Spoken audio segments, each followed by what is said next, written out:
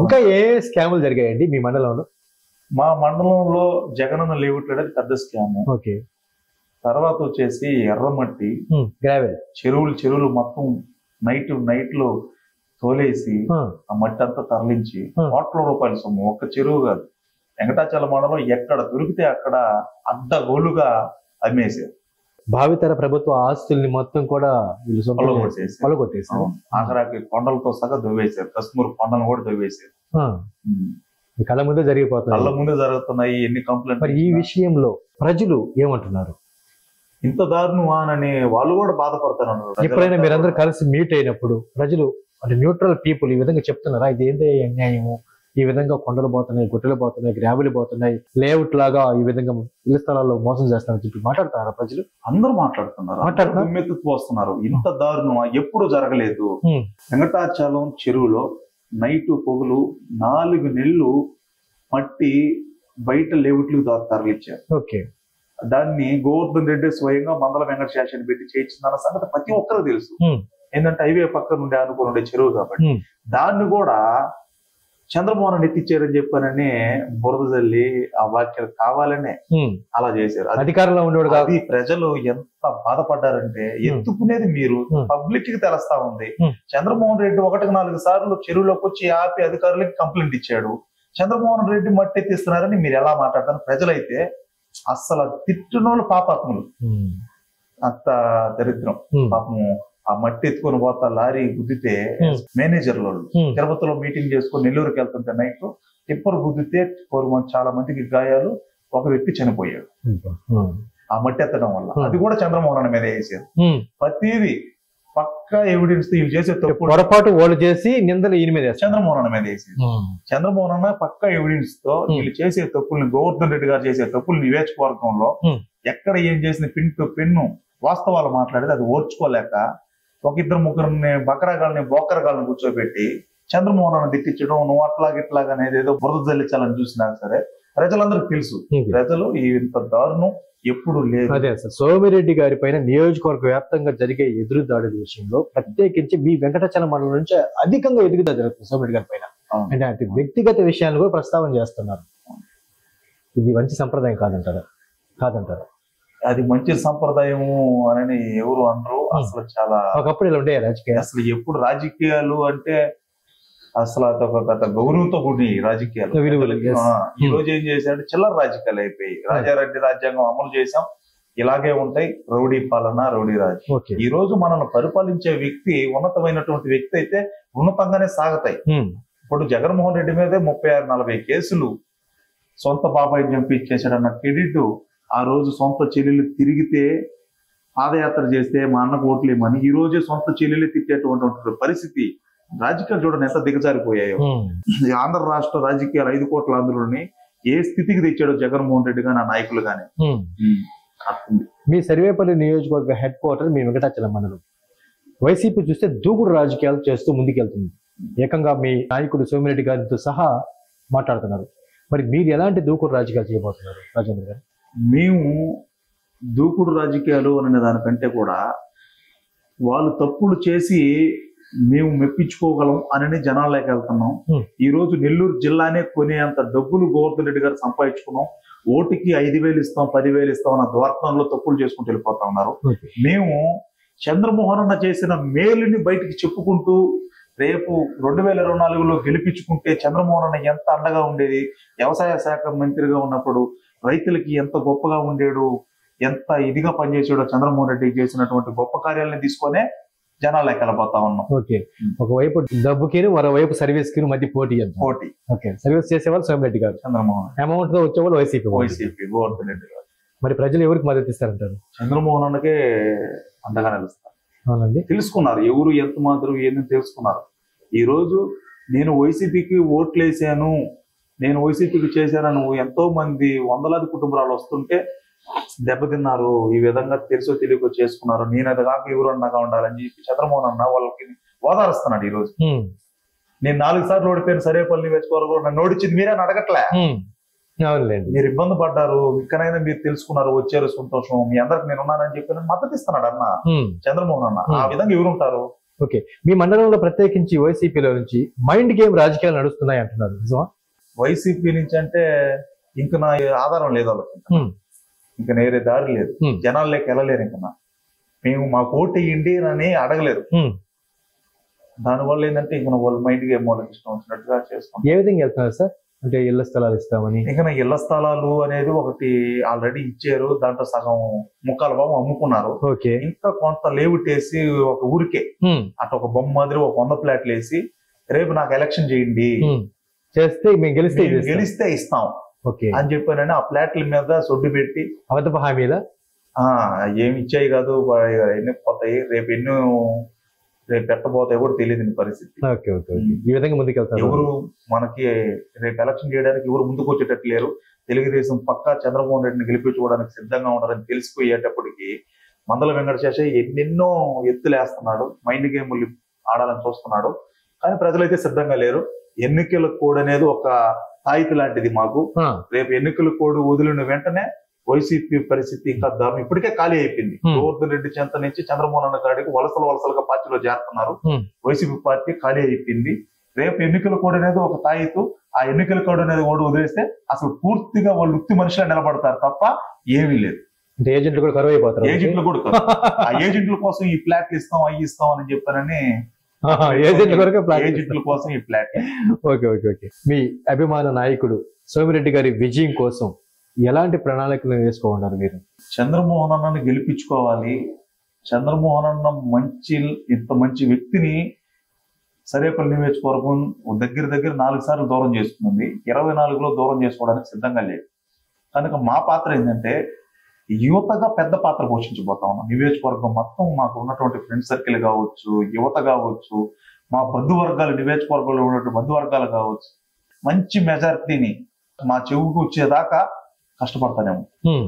ఇలాంటి ప్రణాళికతో ముందుకెళ్తున్నాం. ఓకే. అన్ని రంగాల్లో వైఎస్ఆర్ కాంగ్రెస్ పార్టీ విఫలమైంది అంటున్నారు. మరి తెలుగుదేశం పార్టీ ప్రత్యేకించి సోమిరెడ్డి గారి విజయం సాధిస్తేనే ఈ నియోజకవర్గం అభివృద్ధి సాధిస్తుందని చెప్పి మీరు అంటున్నారు. మరి ఈ విషయంపై మీరు ప్రజల్లోకి వెళ్ళినప్పుడు ప్రజలు మీ మాటల్ని విశ్వసిస్తున్నారు, నమ్ముతున్నారా? నమ్ముతున్నారు.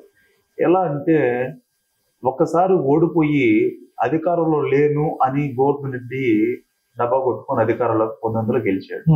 తర్వాత గెలిచిన తర్వాత ప్రజల్ని ఏమాత్రం పట్టించుకోలేదు. వ్యవసాయ శాఖ మంత్రిగా ఉండే రైతుల గురించి అసలు ఏం తెలియదు, పట్టించుకోలేకపోయాడు.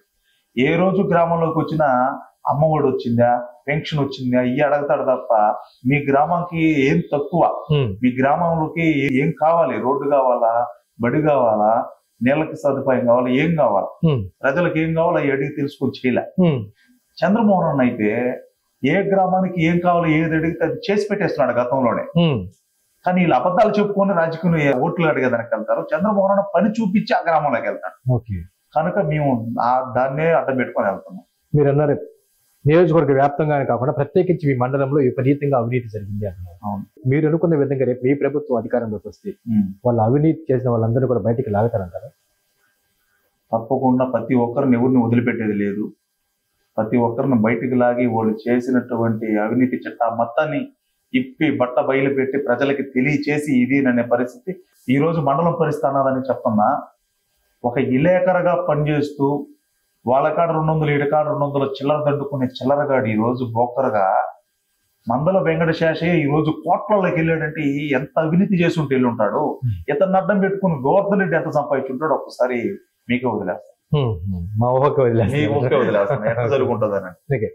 మందల వెంకటశేషయ్య అనే పర్సన్ గురించి మాట్లాడుతున్న ప్రతిసారి ఒక రకమైనటువంటి ఆవేదనతో మాట్లాడుతున్నారు. మీకు ఇద్దరి మధ్య ఏమైనా వ్యక్తిగత వైరం ఉందా సార్? వ్యక్తిగత వైరం ఏమి లేదు. ఒక సామాన్యమైనటువంటి కుటుంబంలో నుంచి వచ్చి ఆ రోజు అధికారంలో లేకముందు ఒక శేషయ్య, అధికారంలోకి వచ్చిన తర్వాత ఇంకో శేషయ్య, కళ్ళు నెత్తికెక్కి పవర్ తెచ్చి నేనుండేది ఇంతే, నేను చేసేది ఇంతే, ఇష్టం ఉంటే ఉండండి, నేను ఇలాగే పోతేస్తా, ఇలాగే చేస్తా, యువతని చెడుదారులోకి నడుపుతా, గ్రామాల్లో ఏ మాత్రం పట్టించుకోకుండా అంత చాలా దరిద్రంగా చేసేసారు. దానివల్ల దీన్ని ఖండించి ఎట్టయినా సరే దీన్ని చెయ్యాలి, దీన్ని సరిచేయాలి అని చెప్పని నేను గట్టిగా రాజేంద్ర యువశక్తి అంతా ఇట్లాగే అది రాజేంద్ర శక్తి చంద్రమోహన్ కోసం పనిచేసే సేవకులం. Okay okay. దీంట్లో మాత్రం ఎట్టి పరిస్థితులు మీరు కాంప్రమైజ్ అవ్వరంటారు. కాంప్రమైజే లేదు. ఈ రెండు మండలంలో రెండే రెండు. వెంకట శాస్త్రి చేసిన తప్పులు ప్రజలందరికీ తెలుసు, కానీ భయపడుతున్నారు. వాళ్ళందరికీ నేను అండగా ఉండి మీ యువతంతా దాని మీద ఫోకస్ పెట్టి వెంకట శాస్త్రిని గద్దె దించి అతను చేసిన పాపాలన్నీ చట్టాన్ని బయట పెట్టి ఎక్కడి నుంచి అతన్ని ఎంత దూరమైనా పోవడానికి సిద్ధం. అవునా? ఓకే. ఇంతకీ మీ మండలంలో జనసేన పార్టీ ఉందా అండి? ఉందా? జనసేన పార్టీ, తెలుగుదేశం ఐక్యత పోరాటం కొనసాగుతూనే ఉంది. మీ జన సైనికులకి తెలుగుదేశం పార్టీ శ్రేణులకు మధ్య సయోధ్య ఎలా ఉంది? బాగుంది. కలిసే ప్రతి కార్యక్రమంలో, ప్రతి మీటింగ్ కి, ప్రతి ఒక్క కార్యక్రమానికి కలిసే కూర్చొని మాట్లాడుకొని చేస్తాము. కూర్చొని కలిసి అంత బాగా చేస్తున్నారు. ఓకే. మీరు అన్నారు ఎట్టి పరిస్థితుల్లో రానున్న ఎన్నికల్లో సోమిరెడ్డి గారి విజయం ఖాయం అన్నారు. గ్రాఫ్ కూడా అలాగే కనపడుతుంది. మరి మీ మండలంలో ఎందుకు మీ తెలుగుదేశం పార్టీ శ్రేణుల మధ్య కొంత గ్యాప్ ఉంది? అది గ్యాప్ ఏం లేదు. ఒక చేతి మీద పోవడం కన్నా ఒక్కొక్కరు మైండ్ ఒక్కొక్క విధంగా ఉంటుంది. అంటే పబ్లిక్ అట్టాకున్నా మేమేంటంటే చంద్రమోహన్ అన్న కోసం 24లో అత్యంత మెజార్టీతో గెలిపించుకోవాలన్న కసి మాకు. ఆ ఖుషి, ఆ సంకల్పంతో వెళ్తా ఉన్నాం. ఎవరికి మనసుకు నచ్చింది వాళ్ళు పార్టీకి మైలేజ్ కావచ్చు, చంద్రమోహన్ అన్న కోసం కావచ్చు కృషి చేస్తా ఉన్నాం. అంతే. అంటే చూసే వాళ్ళకి ఏంటంటే అట్లా విడివిడిగా ఉంటుంది. గ్యాప్ ఏమి తెలియదు. అందరం కలిసే జరుపుతా ఉంటాం. కానీ మైలేజ్ రావాలి, చంద్రమోహన్ అన్నకి ఈసారి మంచి ఇదిగా చేసుకోవాలని అందరం కసితో పని చేసుకుంటా ఉన్నాం. సోమిరెడ్డి గారి కుమారుడు రాజగోపాల్ రెడ్డి గారితో మీకు ఎలాంటి అనుబంధం ఉంది? రాజబాబు అన్న బాగా చూసుకుంటాడు అందరినీ, ప్రతి ఒక్కరితో బాగుంటాడు. యువతకి మంచి ఎంకరేజ్మెంట్ గా, మాకు మంచి యూత్ ని ఎలా ఉండాలి, ఎలా నడవాలి అనేది స్ఫూర్తిదాయకంగా రాజబాబు మాతో ఉన్నాడు. ప్రతి ఒక్కరు నాయకులుగా రావాలి, ప్రతి ఒక్కరు మైకు పట్టుకొని మాట్లాడాలి అని చెప్పారని రాజబాబు బాగుంటాడు. సో తండ్రికి దగ్గర తనయుడు మంచి రిసీవింగ్ బాగుంటది. అందరిని బాగా తీసుకుంటాడు. బాగా తీసుకుంటాడు. ఓకే. మీ భవిష్యత్తు ప్రణాళిక ఏంటి రాజేంద్ర గారు? మళ్ళీ సినిమా వెళ్ళే అవకాశం ఉందా? లేదు, సినిమా ఫీల్డ్ అనేది పూర్తిగా వదిలేసాం. అక్కడి నుంచి మీకు ఏమైనా ఆహ్వానం అందుతున్నాయా? ప్రతిరోజు ఆహ్వానమే, ప్రతి సినిమాకి ఆహ్వానమే అని కొంచెం బాధ. ఆ ఫీల్డ్ లైఫ్ కదండి, లైఫ్ బాధ. కానీ ఇక్కడ చంద్రమోహన్ అన్న కోసం పనిచేయాలి. మంచి నాయకుడిని దూరం చేసుకుంటున్నాం. ఆ నాయకుడిని గెలిపించుకొని సరేపల్లి నియోజకవర్గాన్ని అభివృద్ధి చేసుకోవాలి. మనల్ని నమ్ముకున్నట్టు వ్యక్తులను కూడా కాపాడుకోవాలన్న దాని మీద ఈ రోజు ఇక్కడికి వచ్చేసి నిలబడి పనిచేస్తాం. రాజకీయాల్లో మీ రోల్ మోడల్ సోమిరెడ్డి గారు అన్నారు. మరి సినిమాల్లో మీ అభిమానులు ఎవరు? నేను పవన్ కళ్యాణ్ గారిని ఎక్కువ. పవన్ కళ్యాణ్. మరి ఆయన సినిమా తీశారు? సినిమా చేశాను నేను. ముక్కు సూటుగా ఉంటాడు పవన్ కళ్యాణ్ అన్న. ఏదైనా సరే సాయం చేయాలన్నా, అసలు ఏ కార్యక్రమానికైనా ముందుకు వచ్చేస్తాడు. ఈ రోజు అన్ని ఆల్ డిపార్ట్మెంట్లకి బాగా ఇష్టమైన వ్యక్తి అంటే పవన్ కళ్యాణ్. అవునండి. భీమ్లా నాయక్ చేసాము పవన్ కళ్యాణ్ అన్న. Okay okay. సో ఏది ఏమైనప్పటికీ సినిమా ఫీల్డ్ లోకి మళ్ళీ వెళ్ళే అవకాశం అయితే లేదు. ఏదైనా తాడో పేడో రాజకీయాల్లో ఉండి తేల్చుకోవాలి. రాజకీయాల్లోనే ఉండి చంద్రమోహన్ రెడ్డి గారి విజయానికి మీ జీవితాన్ని అంకితం చేసి అట్ సేమ్ టైమ్ లో మిమ్మల్ని నమ్ముకున్నటువంటి మీ యూత్ కి మార్గదర్శిగా ముందు ఉండిపోతున్నాను. ఎందుకంటే గతంలో నేను దెబ్బతిన్నా. చాలా మంది పాపం కష్టపడ్డారు. ఎవరికి నేను చిన్న జాబ్ కూడా ఇప్పించుకోలేకపోయాను. కనుక రేపు మనల్ని నమ్ముకున్న కేడర్ యువతకి మనం కాపాడుకొని వాళ్ళందరినీ తయారు చేసుకోవాలి. ఓకే. ఇంతకీ ఈ కలర్ఫుల్ లైఫ్ అంటే జీవనాధారం అయినటువంటి సినిమా ఫీల్డ్ ని వదిలేసేసుకుని మీరు రాజకీయాల్లోకి వచ్చి ఉన్న డబ్బును కూడా ఖర్చు చేసుకుంటూ ముందుకెళ్తున్నారు. మీ ఇంట్లో కుటుంబ సభ్యులు మీకు ఎలాంటి సహకారం అందిస్తున్నారు? ఎలాంటి సహకారం అంటే తప్పు చేస్తున్నామని చెప్పి అంటున్నారా? తప్పు చేస్తున్నామని ఏమంటారు, కానీ వాళ్ళు కొంచెం బాధపడతారు. మనం పేదవాళ్ళం కదా, మనం మంచి ఫీల్డ్ వదులుకొని వచ్చేసావు. ఈరోజు గతంలో వైసీపీలో చేసి దెబ్బతిన్నావు, ఇప్పుడు మళ్ళీ నువ్వు అక్కడ పోయి చేస్తున్నావు, మళ్ళీ రేపు ఏదైనా ఇబ్బంది పడతావేమో, మన వెనకాల ఏమీ లేదు అని చెప్పి బాధపడ్డారు. కానీ తర్వాత చంద్రమోహన్ అన్న మంచితనం, చంద్రమోహన్ అన్న విధి విధానం తెలుసుకున్న తర్వాత ఒక మంచి దగ్గర ఒక మంచి వ్యక్తి కోసం పనిచేస్తున్నాడు అని చెప్పిన వాళ్ళు కూడా చావో రేవో తేల్చుకుని రా అని చెప్పి వదిలేసి ఆశీర్వదించి పంపించేశారు. చంద్రమోహన్ అన్న కోసం పనిచేస్తానే. సోమిరెడ్డి గారి విజయం సాధిస్తే, పార్టీ అధికారంలోకి వస్తే మీ లైఫ్ బాగుపడుతుందని చెప్పి మీరు నమ్ముతున్నారా సార్? తప్పకుండా నమ్ముతున్నాను. సోమిరెడ్డి గారు మిమ్మల్ని ఆదరిస్తారు. చంద్రమోహన్ రెడ్డి అన్న సొంత కొడుకు రాజబాబుని ఏ విధంగా అయితే చూస్తాడో అదే విధంగా నియోజకవర్గంలో నాలాంటి యువతను కూడా అదే విధంగా చూస్తాడు, తయారు చేస్తాడు. ఓకే, నాకు గట్టి నమ్మకం. గట్టి నమ్మకం ఉంది. సో అందుకే ఆయన లీడర్షిప్ కి మీరు అట్రాక్ట్ అయ్యారంట. ఓకే, సోమిరెడ్డి గారిని ఇంతటి ఆరాధ్య నాయకుడి మీరు భావిస్తారు కాబట్టి ఆయన విజయం కొరకు సర్వేపల్లి నియోజకవర్గ ప్రజలకి మీరే పిలిపివ్వండి. అందరికీ నమస్కారం. నేను మీ రాజేంద్ర యువశక్తి. మాజీ మంత్రివర్యులు సోమిరెడ్డి చంద్రమోహన్ రెడ్డి గారి సర్వేపల్లి నియోజకవర్గంలో 2024లో తెలుగుదేశం జనసేన కలిసి ఐక్యత పోరాటంతో గోవర్ధన్ రెడ్డి గారు గద్దె దించి రేపు అత్యంత మెజార్టీతో చంద్రమోహన్ రెడ్డిని గెలిపించుకోవడానికి ఎస్సీ, ఎస్సీ, బీసీ, మైనారిటీ వర్గాలు ప్రతి ఒక్కరు, ప్రజలు, మహిళలు పెద్ద ఎత్తున రేపు ప్రతి కుటుంబంలో మన వ్యక్తిగా భావించుకొని రేపు ఈ రోజు ఎంత నష్టపోయామో అందరూ ఒకసారి తెచ్చుకోండి. 2 నెలలే మనకు సమయం ఉంది. ఈ 2 నెలల్లో అందరికీ మంచి రోజులు, నియోజకవర్గ ప్రజలందరికీ మంచి జరగబోతా ఉంది. ప్రతి ఒక్కరు చంద్రమోహన్ రెడ్డికి ఓటేసి చంద్రమోహన్ రెడ్డి కోసం కష్టపడి పనిచేసి గెలిపించుకోవాలని ప్రజలందరూ కోరుకుంటున్నాం. Thank you very much sir. మీ విలువైన సందేశాన్ని మన ఛానల్ ప్రేక్షకులకు అందించినందుకు. రియల్ లైఫ్ లో సినిమా ఫైటర్ గాను, రియల్ లైఫ్ లో పొలిటికల్ ఫైటర్ గా సోమిరెడ్డి గారి విజయం కోసం పనిచేస్తున్నందుకు ధన్యవాదాలు. మీరు కోరుకున్న విధంగా రానున్న రోజుల్లో మీ ఆరాధ్య నాయకుడు సోమిరెడ్డి చంద్రమోహన్ రెడ్డి గారికి అన్నింటి విజయాలు జరగాలని, ఆయన ద్వారా ఇటు రాజేంద్ర గారికి, రాజేంద్ర గారి ద్వారా వారి అనుచరులకు అందరికీ మేలే జరగాలని మన ఛానల్ తరఫున మనసారి కోరుకుంటున్నాం సార్. All the best. ఇదండి సినిమా ఫీల్డ్ ఫైటర్ గా కొనసాగుతూ సోమిరెడ్డి చంద్రమోహన్ రెడ్డి గారిని గురువుగా భావిస్తూ ఆయన విజయం కోసంగా ప్రాణత్యాగానికి సిద్ధమని తెలియజెప్పినటువంటి రాజేంద్ర గారితో నేటి మన కార్యక్రమం. ఇది మీకు నచ్చిందని మేము భావిస్తున్నాం. మరొక కార్యక్రమంతో మళ్ళా కలుద్దాం. Keep watching, please subscribe right news channel. ధన్యవాదాలు.